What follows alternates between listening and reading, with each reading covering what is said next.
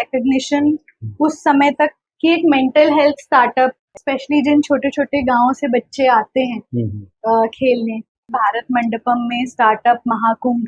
तो आप भले बहुत अच्छे अच्छे आइडियाज के साथ हो, आप बहुत मेहनत कर रहे हो। स्पोर्ट कैफे के लिए जब मैंने अप्रोच किया तो ऑलरेडी बट इंडियन स्पोर्ट्स या किसी भी इकोसिस्टम में सबसे बड़ी जो प्रॉब्लम रही है, 49 लोगों को डिसअपॉइंटेड भी बैठना पड़ा। 4 दिन बाद मैं उन्हें फोन करती हूँ तो उनकी मदर ने पिकअप किया कि ही इज नो मोर। मेरा मेन उद्देश्य अवार्ड्स तो नहीं, बल्कि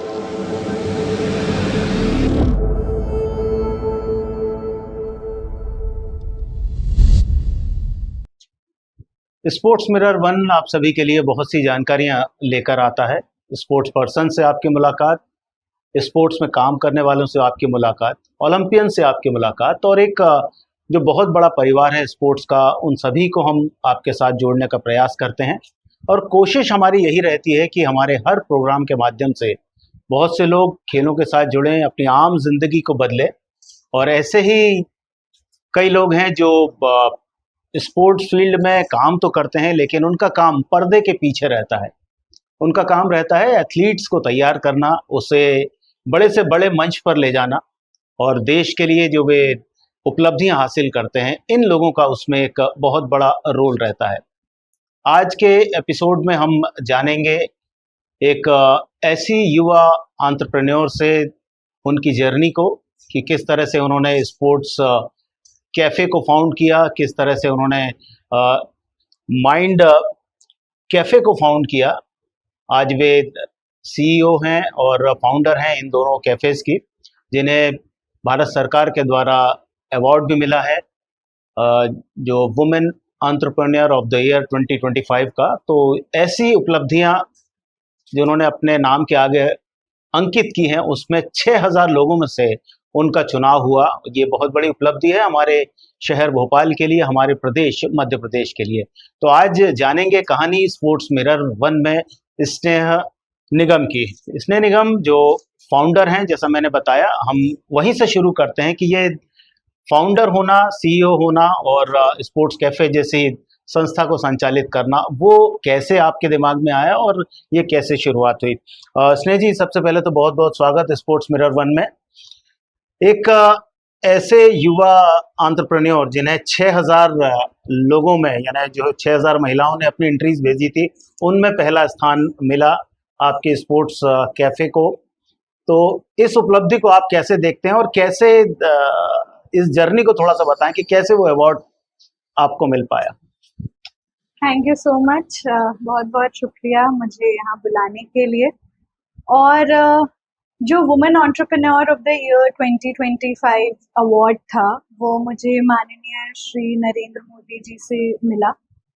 6000 महिलाओं ने उसमें अप्लाई किया था। ये इवेंट भारत मंडपम में स्टार्टअप महाकुंभ के नाम से होता है।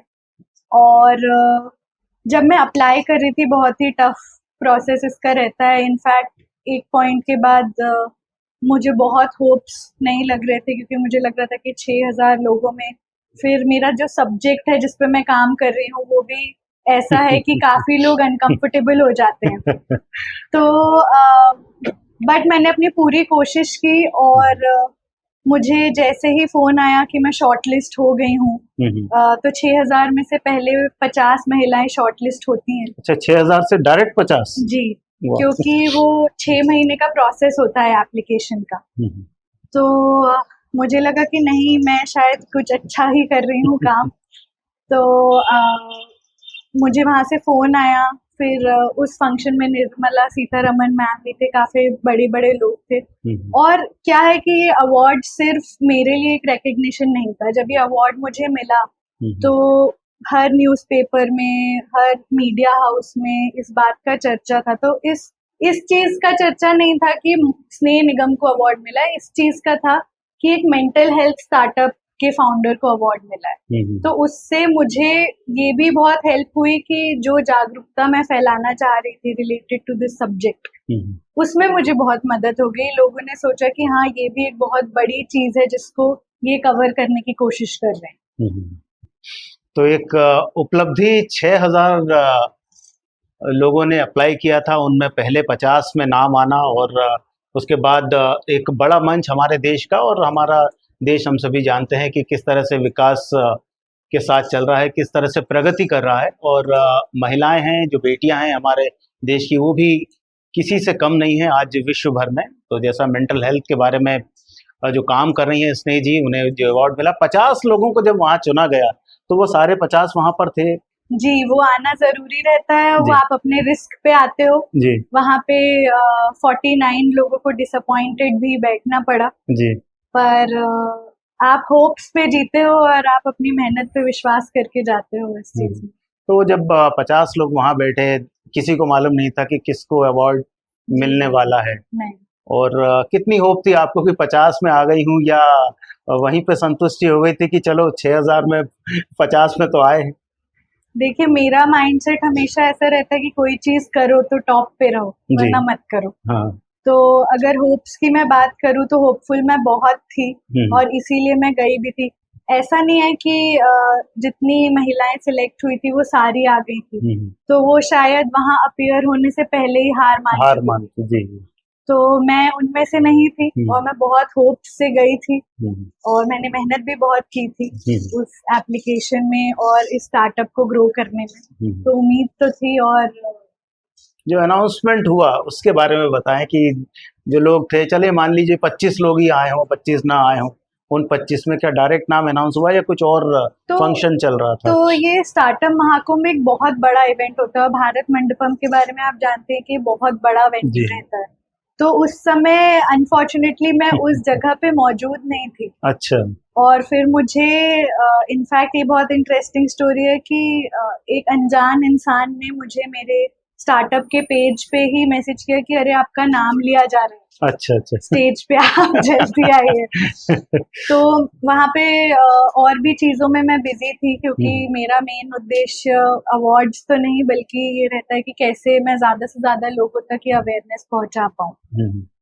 तो ये भी एक बहुत अच्छा सरप्राइज था मेरे लिए कि किसी ने मेरा पेज ढूंढा इंस्टाग्राम पे, और अनजान होते हुए भी उसने इतना किया मेरे लिए कि मुझे मैसेज किया, कॉल किया उसी पेज पे। तो ऐसा था। तो अवार्ड किन के हाथों मिला? कौन कौन डिग्नेटरीज वहां पर थे? वहाँ पे कई दिग्गज स्टार्टअप फाउंडर्स थे, लाइक नायका की फाउंडर्स थी, और बहुत सारे अच्छे अच्छे फाउंडर्स थे। इसके अलावा हमारी गवर्नमेंट बॉडी से निर्मला सीतारमन जी, माननीय श्री नरेंद्र मोदी जी तो थे ही। पर उस समय आपको इतना समझ में नहीं आता कि आप ऑब्जर्व कर पाओ कि क्या हुआ ये। तो सता। और वो अनाउंसमेंट और उसके बाद की जिंदगी, आधा एक घंटा तो बिल्कुल पता नहीं लगा होगा, क्योंकि मीडिया इतना रहता है वहाँ पर। और आपके साथ कौन कौन गया था वहाँ अवार्ड सेरेमनी? क्योंकि ऐसे टाइम पर वो लोग रहते हैं जो आपकी टीम के मेंबर रहते हैं, आपके फैमिली मेंबर रहते हैं, वेल विशर्स रहते हैं, या जैसे दिल्ली में फंक्शन है तो दिल्ली में जो आपके रिलेटिव्स या फ्रेंड्स रहते हैं वो भी चाहते हैं कि इतने बड़े मंच पर वो भी आपके साथ जाएं हौसला बढ़ाने के लिए। नहीं, जैसा कि मैंने बताया कि श्योरिटी नहीं थी, कोई पहले से अनाउंसमेंट नहीं होता है इस चीज का कि आप सिलेक्ट हो ही गए। तो आप अपने परिवार वालों को भी बुला लें और एकदम से सिलेक्शन ना हो तो वो थोड़ा सा वैसा हो जाता है, उनके लिए डिसहार्टनिंग होता है। हालांकि हम एंटरप्रेन्योर्स के लिए every day we face some और द अदर फेलियर्स, तो हम लोग we are pretty used to it. But परिवार वालों को नहीं बुलाया गया था क्योंकि ऐसा लग रहा था कि अभी श्योरिटी नहीं है, तो देखते हैं। पर हाँ, मेरी टीम जरूर मौजूद थी, हालांकि वो लोग आ नहीं पाए थे क्योंकि वो लोग दूसरे काम में व्यस्त थे। पर मेरी टीम एक बहुत ही बड़ा सपोर्ट रही। मुझे लगता है कि बिना टीम के आप अकेले कुछ नहीं कर सकते। बिल्कुल, क्योंकि आप ज्यादा से ज्यादा चीजें याद रख सकते हो, और मोस्ट ऑफ द एंटरप्रेन्योर्स यही गलती करते हैं कि वो अकेले सब कुछ करना चाहते हैं, किसी का काम पसंद नहीं आता या परफेक्शनिस्ट होने की आदत होती है। बट मेरा हमेशा लाइफ में रूल रहा है कि डेलीगेट डेलीगेट डेलीगेट। जब तक आप अपनी टीम नहीं बढ़ाते, जब तक आप एटलीस्ट ऐसे 10-12 की कोर टीम नहीं खड़ी कर लेते जिन्हें आपके प्रोडक्ट पे, आपकी सर्विसेज पे विश्वास हो, तब तक आप क्लाइंट कैसे खड़ा करोगे? आज भी टर्फ बुकिंग व्हाट्सएप और कॉल से, और पता भी है आपके आसपास कितने स्पोर्ट्स एरिनाज हैं? अब हर एरिना एक ही जगह, planeaccess.in। Search, book, play. बिल्कुल। और वहाँ किन किन से कुछ इंटरेक्शन हुआ उस फंक्शन के दौरान? वहाँ पे क्या होता है कि स्टॉल्स लगते हैं जी। और आपका डेमोन्स्ट्रेशन होता है कई स्टार्टअप्स का, उसमें भी प्राइजेस रहते हैं और चीजें रहती हैं। तो उसमें बहुत डिग्निटरीज आते हैं, इन्वेस्टर्स आते हैं। जी। तो उस समय मैं सोच रही थी कि I will raise funds also, पर मुझे ऐसा लगा कि हमें इसे स्लो ले जाना चाहिए। पहले हम ऐसा रेवेन्यू जनरेट कर लें जो हम री इन्वेस्ट कर सके बिजनेस में, क्योंकि कई को एंटरप्रेन्योर्स से भी मेरी बात हुई, उनका एक्सपीरियंस बहुत अच्छा नहीं था आफ्टर रेजिंग इन्वेस्टमेंट। तो बहुत सारी ऐसी आई ओपनिंग इनसाइट्स थी। तो उसके बाद, उस अवार्ड मिलने के बाद जिंदगी में क्या बदलाव आपने देखा? वहां से लौटने के बाद घर पहुंचे, फैमिली को बताया, जो टीम के मेंबर्स हैं जैसा आपने बताया, वहां तो नहीं थे लेकिन फिर एक गैदरिंग हुई घर पर। जी तो जी तब तक तो बात पूरे वर्ल्ड में फैल चुकी थी। जी, मुझे लगता है कि मेरा अगला 1 महीना तो सिर्फ इंटरव्यूज देने, और जैसे मैं दैनिक भास्कर में थी, कॉस्मोपॉलिटन में थी, एनडीटीवी पे थी, हर जगह थी। और भोपाल में जो रिकग्निशन उस समय तक, कई अवार्ड्स और भी मिले, बट इस अवार्ड के बाद जो रिकग्निशन मिला वो अलग था। तो आपने एक ऐसी उपलब्धि हासिल कर ली, अब उस उपलब्धि के साथ आप स्पोर्ट्स फील्ड में भी आ गए, जो मेंटल हेल्थ पर आप काम कर रही हैं। स्पोर्ट्स कैफ़े जो आपका, वो धीरे धीरे और पॉपुलर होता जा रहा है। लेकिन आप पिछले 3-4 साल से इंडियन कयाकिंग कैनोइंग एसोसिएशन के साथ एसोसिएट हैं, तो उनके साथ का कोलैबोरेशन किस तरह का रहा? कैसे शुरुआत हुई उनके साथ? जी, तो 3-4 साल से मैं स्ट्रैटेजिक लेवल पे उन्हें कंसल्ट करी थी, सिर्फ कि हम बेटर प्लानिंग कैसे कर सकते हैं, बेटर मैनेजमेंट कर सकते हैं। क्योंकि इंडिया के साथ usually due to lack of technology ये हो जाता है कि हम डेटा कलेक्ट करने में कहीं ना कहीं पीछे रह जाते हैं। और जब हमारे पास डेटा नहीं है ना, मैं बहुत बड़ी बिलीवर हूँ कि किसी भी चीज का डेटा अगर आपके पास है, आप उसे पूरी तरीके से पढ़ के, समझ के, फिर उस पे, उसकी प्रॉब्लम पे काम कर सकते हैं। बट इंडियन स्पोर्ट्स या किसी भी इकोसिस्टम में सबसे बड़ी जो प्रॉब्लम रही है वो रही है डेटा लेवल पे, कि हमारे पास डेटा है ही नहीं। अगर हमारे पास प्रॉब्लम के लिए डेटा ही नहीं है तो हम सोल्यूशन किस चीज से निकालेंगे? तो मैं उस चीज पे काम कर रही थी और बहुत ही मैनेजरियल लेवल पे काम कर रही थी कि हम बेटर मैनेज कैसे कर सकते हैं, बेटर डिसीजंस कैसे ले सकते हैं, अपना डिसीजन मेकिंग टाइम कैसे बेटर कर सकते हैं। बट चूंकि मैं पैरेलली, मेरा स्टार्टअप चल ही रहा था माइंड कैफे का, फिर मुझे धीरे धीरे समझ में आया कि एथलीट्स को सिर्फ एक बहुत अच्छे इंफ्रास्ट्रक्चर, फूड, न्यूट्रिशन, मैनेजमेंट और बहुत ही अच्छे स्पोर्ट्स कोच के अलावा एक मेंटल हेल्थ कोच और स्पोर्ट्स साइकोलॉजिस्ट की भी जरूरत है, स्पेशली इंडिया में। क्योंकि इंडियंस अक्सर, स्पेशली जिन छोटे छोटे गांवों से बच्चे आते हैं खेलने, उनके अंदर एक कंडीशनिंग रहती है कि हम ऑलरेडी इंफीरियर हैं। अगर कभी वाइट स्किन देख लेंगे या वैसा रहेगा, तो brown people already have like inferior वाला थिंग, कॉम्प्लेक्स रहता है। और भले ही उनकी तैयारी बहुत अच्छी हो, बट एक नए एनवायरनमेंट में जाते ही वो बहुत अंडर कॉन्फिडेंट हो जाते हैं। या एक छोटी सी चीज जैसे लैंग्वेज, तो अगर आप इंग्लिश नहीं बोल पा रहे हो या आप कम्युनिकेट प्रॉपरली नहीं कर पा रहे हो, तो आप ऑलरेडी अपने आप को कम आंकने लगते हो। बिल्कुल सही। तो ये गैप जब देखा तो मुझे लगा कि अगर मैं मेंटल हेल्थ में स्पेसिफिकली युवाओं के लिए काम कर ही रही हूँ, तो क्यों ना एक सेपरेट सेगमेंट बनाया जाए सिर्फ एथलीट्स के लिए। तो IKCA के साथ जुड़ने के अलावा आप और भी फेडरेशंस के साथ जुड़ी हैं, जैसे साइकिलिंग फेडरेशन है या और फेडरेशन, तो ये जुड़ाव कैसे एक के बाद एक हुआ? जो आपने अप्रोच की तो क्या उन्होंने पॉजिटिव रिस्पांस दिया कि कुछ टाइम लगाया, यार ये कौन सा नया बंदा आ गया, ये अब हमारे फील्ड में अब हमें सिखाने आ रहा है एक यंग लेडी आ रही है ऊपर से? क्योंकि जेंट्स जाता तो बात अलग होती, लेडी रहती तो बहुत दिक्कतों का सामना भी करना पड़ता। तो इन फेडरेशन के साथ कैसे आपका जुड़ाव हुआ, कैसे आपने उनको अप्रोच किया, कैसे बताया कि भाई ये बेनिफिशियल है आपके फेडरेशन के लिए, आपके प्लेयर्स के लिए? देखिए, मेरा एक प्रिंसिपल रहता है, और क्योंकि आप जैसा बोल रहे बिल्कुल सही है, बीइंग अ वुमन एंटरप्रेन्योर और ट्रस्ट इश्यूज होते हैं सामने जी। वाले को कि ये कर पाएगी कि नहीं कर पाएगी। एक छोटी सी मैं आपको कहानी बताती हूँ।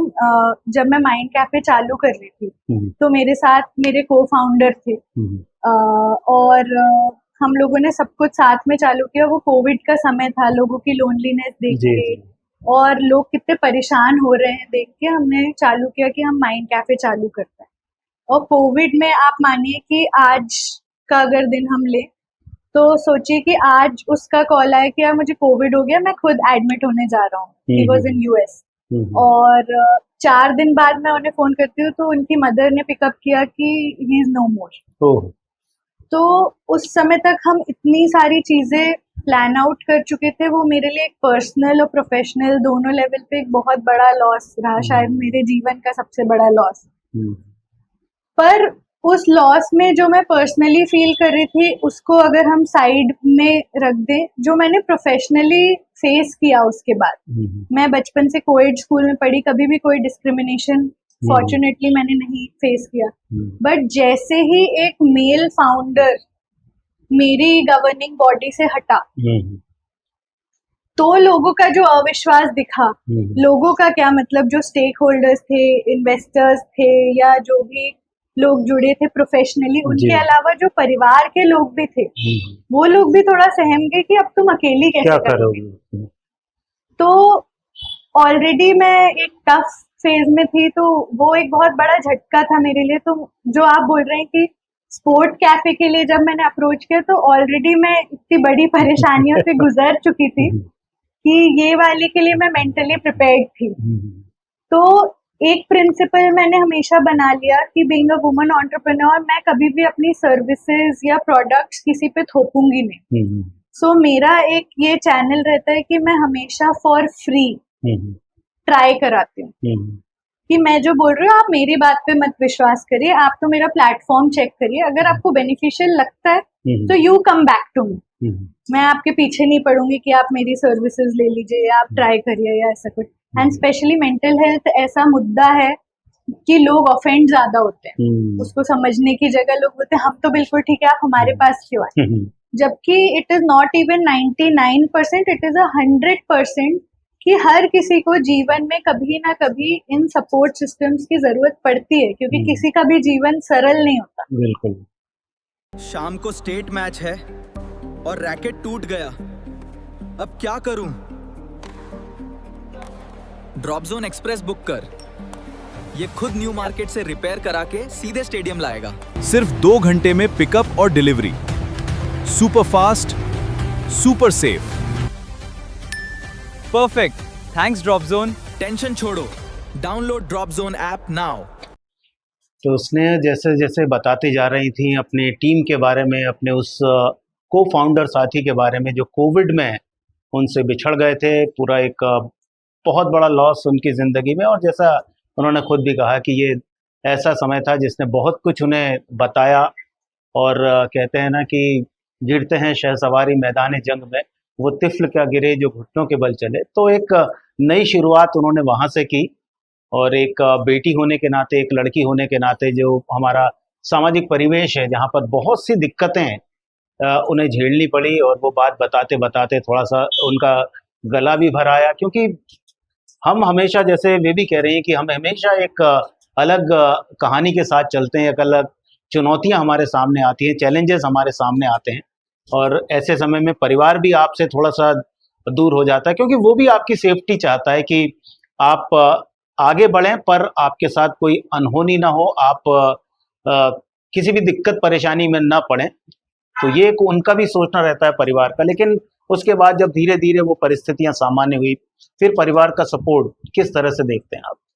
मुझे लगता है कि आज मैं जो कुछ भी हूँ अपने परिवार के कारण हूँ। मेरे पिताजी, मेरी माताजी, कभी भी उन्होंने ऐसा नहीं फील होने दिया कि अरे तुम लड़की हो, इतनी रात रात तक काम मत करो, या आप नहीं कर पाओगे, आपसे अकेले नहीं होगा। हमेशा उन्होंने कोशिश की। इनफैक्ट वो मुझे चैलेंज ही करते हैं कि तुमने इतनी अच्छी जगह से पढ़ाई की, तुमने ये कर लिया, तो अब नेक्स्ट टारगेट करो, नेक्स्ट टारगेट करो। तो हमेशा वो मोटिवेट ही करते हैं। परिवार के अलावा मेरे हस्बैंड है, उनकी फैमिली है, वो भी इतने सपोर्टिव हैं। कभी उन्होंने ऐसे फील नहीं होने दिया कि नहीं ये मेरा ससुराल है और ये मेरा मायका है।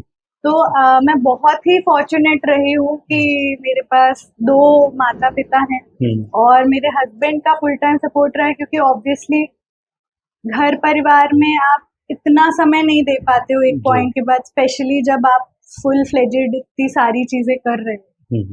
तो वहां से मेरे लिए कवर अप करना, हर चीज के लिए खड़े रहना, और एक बहुत ही मुझे लगता है कि मेरी बैकबोन है ये सब, और इनके बिना मैं कुछ भी नहीं हूँ।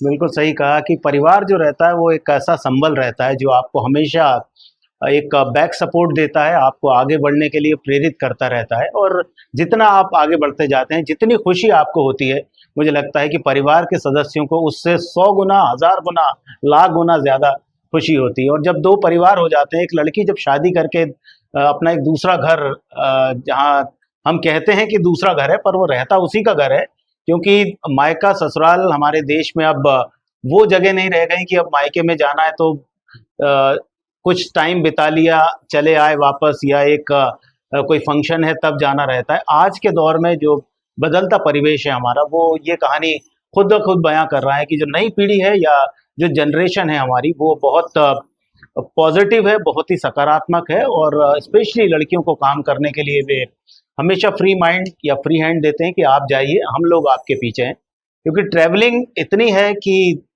वो भी एक पॉइंट आता है कि आप कोशिश करते हैं कि ज़्यादा से ज़्यादा ट्रेन में यदि सफ़र कर रहे हैं तो रात में सफ़र करें, ताकि दिन आपको पूरा मिल जाए काम करने के लिए। वर्ल्ड के जो 5 बेस्ट बिजनेस स्कूल हैं, उनमें एक है स्पेन का IE बिजनेस स्कूल। स्नेह निगम ने वहाँ से पढ़ाई की। आज आइए जानते हैं कि उस बिजनेस स्कूल में जाने का जो रास्ता था वो कैसा था, और वहाँ की पढ़ाई कैसी रही, और उसका क्या अब आप अपने लाइफ में यूज़ कर रहे हैं। जी, तो हमेशा मैं भोपाल में पली बड़ी, और एक वो रहता है कि मैं हमेशा एक रिबेल रही जो निकलना चाहती थी, जिसको लगता था कि मुझे और चैलेंजिंग एनवायरनमेंट चाहिए और अच्छे लोग चाहिए आसपास, क्योंकि भोपाल में हमेशा मुझे ऐसा लगता था कि कुछ ज़्यादा सीखने को नहीं है। जी। तो एक स्टक टाइप की फीलिंग आती थी। तो ग्रेजुएशन के समय ही मैंने डिसाइड कर लिया था कि यदि मैं अपना मास्टर्स करूँगी तो वो अपने टॉप 10 बिजनेस स्कूल्स में से ही करूँगी, वरना मैं नहीं करूँगी। मैं 2 सेकंड आपको रोकना चाहता हूँ। यदि आप इस कहानी को, जैसे जो आपके जीवन से जुड़ी हुई बात है उसको बता रहे हैं, तो आप थोड़ा सा वो भी बताते चलें, क्योंकि जिस स्कूल से आपने पढ़ाई की है, जिस कॉलेज से आपने पढ़ाई की है, क्योंकि वहाँ जो स्टूडेंट हैं हमारे जब प्रोग्राम को देखेंगे, जो आपके टीचर्स हैं उस प्रोग्राम को देखेंगे, तो वो गर्व करेंगे कि ये हमारी दीदी हमारे स्कूल से पढ़ी है। नहीं, मैं तो स्पेशल मेंशन करना चाहूंगी, अभी भी मेरे जो जूनियर्स हैं, साथ वाले लोग हैं, बहुत मुझे रीच आउट करते हैं, हर तरीके से सपोर्ट करते हैं। कई लोग उसमें से वो खुद भी बहुत अच्छी जगह पे हैं, एंड मुझे कई मैसेजेस आते रहते हैं कि यू इंस्पायर अस। तो कई बार मेरे दिन खराब चल रहे होते हैं, बट उनके एक मैसेज से मुझे भी बहुत अच्छा लगता है। तो ये 2 तरफा है। पर अगर मैं शुरू से बताऊं तो मैं बचपन से एक ही स्कूल में पढ़ी हूँ, Saint Joseph coed school Bhopal, और बीच में ऐसा बोला गया कि आप चेंज कर लीजिए और भी वैसे स्कूल्स हैं, बट तब तक आपकी दोस्ती इतनी पक्की हो जाती है कि आप नहीं छोड़ना चाहते। उसके बाद मैंने अपना ग्रेजुएशन किया एक्सीलेंस कॉलेज से, और एक्सीलेंस में जब मैं थी तब मैंने हर तरीके की एक्टिविटी, चाहे वो NGO रिलेटेड हो, चाहे वो स्पोर्ट्स रिलेटेड हो, चाहे वो आर्ट रिलेटेड हो, उसमें पार्टिसिपेट किया, क्योंकि तब तक मुझे रास्ता समझ आ चुका था। जो भी ये टॉप कॉलेजेस होते हैं वो आपके GMAT स्कोर देखते हैं, एक GMAT एग्जाम होता है, उसका स्कोर देखते हैं, उसके अलावा आपकी प्रोफाइल भी देखते हैं कि आपने एक्स्ट्रा करिकुलर में क्या किया। तो मैंने नेशनल लेवल पे सिंगिंग की है, तो उसके भी मेरे पास मेडल्स हैं। और उसमें तो मैं प्रोफेशनल रही हूँ, बट इसके अलावा मैंने नई नई चीज़ें भी ट्राई की। मेरे कॉलेज के टाइम में मेरा रिसर्च पेपर नेशनल सेमिनार में नंबर 1 पोजीशन पे था। वो मैंने सोशल एंटरप्रेन्योरशिप पे लिखा था। फिर इसके अलावा टेबल टेनिस, वॉलीबॉल, क्रिकेट, इन तरीके के स्पोर्ट्स में मैंने पार्टिसिपेट किया कि मुझे ज़्यादा से ज़्यादा एक्सपोजर मिल सके, मेरे सर्टिफिकेट्स बढ़ सके। फिर कैलाश सत्यार्थी जी के साथ मैंने काम किया बचपन बचाओ आंदोलन में। और इसी तरीके से क्या होता है कि जो टॉप 10 बिजनेस स्कूल्स होते हैं उनमें आपके पास थोड़ा सा जॉब एक्सपीरियंस भी होना चाहिए। अच्छा। और ये जो सारी चीजें मैंने एक्स्ट्रा करिकुलर्स में की, उन्होंने मेरा सीवी बहुत अच्छा बिल्ड किया, जिसके कारण मुझे प्रॉक्टर एंड गैम्बल में जॉब मिली जस्ट आफ्टर ग्रेजुएशन। उसमें मेरे अंडर 70 लड़कियों की टीम थी। हमने 2 प्रोडक्ट लॉन्च पे काम किया था। मैं सिटी हेड थी फॉर भोपाल के मार्केटिंग कैंपेन के लिए। तो पैंटीन और विस्पर के लिए हम लोगों ने अपना पूरा काम चालू किया। और उसी दौरान आपने सुना होगा पीएनजी जो कंपनी है, प्रॉक्टर एंड गैम्बल का एक CSR इनिशिएटिव चलता है, शिक्षा कैंपेन। तो जो शिक्षा कैंपेन है उसके अंडर मुझे काफी मौके मिले कि मैं बाहर जाऊं, लोगों से इंटरेक्ट करूं, और तब मुझे मौका मिला कि मैं अपना एक खुद का स्कूल खोल पाई। तो ग्लोबल स्कूल ऑफ एक्सीलेंस के नाम से स्कूल चालू हुआ और धीरे धीरे उसको बढ़ाते करते मेरे सेंट जोसेफ कोएड में पढ़ने के एक्सपीरियंस से ही मैंने उसे चालू किया। और इस विजन से चालू किया कि मेरे स्कूल्स ऐसी जगह पे होने चाहिए where there is lack of good educational institutes. आज भोपाल जैसी जगह पे, इंदौर जैसी जगह पे ऑलरेडी DPS हैं, बहुत अच्छे अच्छे स्कूल्स मौजूद हैं। बट टियर 2 पे अगर हम आ जाएं तो ऐसा कोई भी चेन ऑफ स्कूल नहीं है जो बहुत ही क्वालिटी एजुकेशन प्रोवाइड कर दे और पैसे भी कम चार्ज करे। तो इस विजन से चालू किया और फिर मैं अपने मास्टर्स के लिए बढ़ी। मेरा GMAT में बहुत अच्छा स्कोर आया था, टॉप 5% का स्कोर था मेरा GMAT में। और प्रोफाइल के कारण मुझे IE बिजनेस में एडमिशन मिला। फिर मेरे स्कूल्स ऑलरेडी वर्किंग थे। इस दौरान मुझे एक बिजनेस पार्टनर की जरूरत थी, तो मेरे तब के जो बिजनेस पार्टनर थे आज मेरे हस्बैंड है, फॉर्चुनेटली। अच्छा। और मैं फिर अपने बिजनेस स्कूल गई। वहाँ पे वो जो बिजनेस स्कूल है वो वर्ल्ड का सबसे डाइवर्स है। डाइवर्स मीन्स कि हर कंट्री का इंसान वहाँ पे था। अगर आप फॉर एग्जांपल हार्वर्ड जाएंगे तो वहाँ पे आपको ज्यादातर अमेरिकन्स मिलेंगे, थोड़ा बहुत इंडियन कोटा रहता है और ऐसे रहता है। But IE is the most diverse college in the world, और वो एंटरप्रेन्योरशिप के लिए वर्ल्ड का फर्स्ट रैंक कॉलेज। अच्छा। तो एंटरप्रेन्योरशिप मैंने जितनी सीखी, जितना मुझे समझ में आया कि कैसे डिसीजन मेकिंग फास्ट होनी चाहिए, इम्प्लीमेंटेशन के पीछे क्या क्या रीजनिंग होनी चाहिए, क्या रिसर्च वर्क होना चाहिए, वो मैंने अपने कॉलेज से ही सीखा। प्लस नेटवर्क्स, आप जितने अच्छे कॉलेज में जाओगे उतने अच्छे लोग आपको मिलेंगे फॉर नेटवर्किंग, कि आप कहाँ से अपना जुगाड़ करके अपनी चीजें सेल आउट कर सकते हो या अपने आप की पोजिशनिंग कर सकते हो। और तीसरा मुझे लगता है कॉन्फिडेंस। अगर आप इतने टफ प्रोसीजर को क्रैक करके किसी कॉलेज में जाते हो, वहां पे आप अच्छा परफॉर्म करते हो, भोपाल जैसी जगह से आके जहाँ पे बाकी सारे लोग जो इंडियंस थे वो IITs से थे या SRCC से थे, और जो बाकी फॉरेनर्स थे, कोई स्पेन के किंग का बेटा हो गया या कोई मतलब आई हैड सुजाना मुथूट भी थी, मेरी कलीग थी मुथूट फाइनेंस ग्रुप वाली। तो आपको एक ऐसा एक्सपोजर मिलता है और कॉन्फिडेंस मिलता है लाइफ में कि आप अपने आप को प्रेजेंट बहुत अच्छे तरीके से कर सकते हो। और जैसे कि आपने सुना होगा कि जो दिखता है वो बिकता है। तो आप भले बहुत अच्छे अच्छे आइडियाज के साथ हो, आप बहुत मेहनत कर रहे हो, बट अगर आपकी विजिबिलिटी नहीं है, आप अपनी बात अच्छे से नहीं रख सकते किसी के सामने, तो मुझे लगता है कि आपकी पोजीशनिंग वीक हो जाती है। तो मेरे बिजनेस स्कूल से मैंने ये सीखा।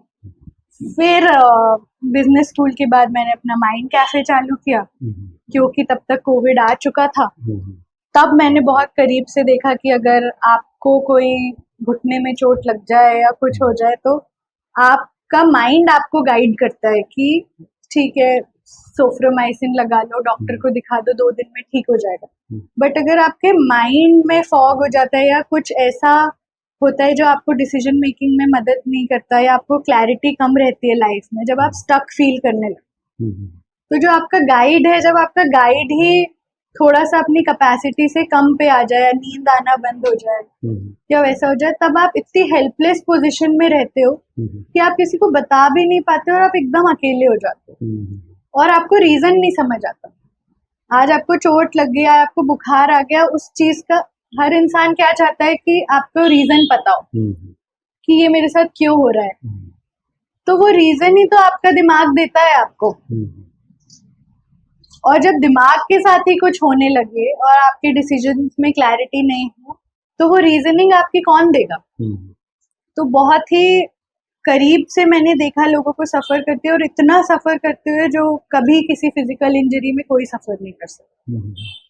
तब माइंड कैफे के कॉन्सेप्ट के साथ हम लोग आए और फिर अनफॉर्चुनेटली मेरे को फाउंडर की डेथ हो गई।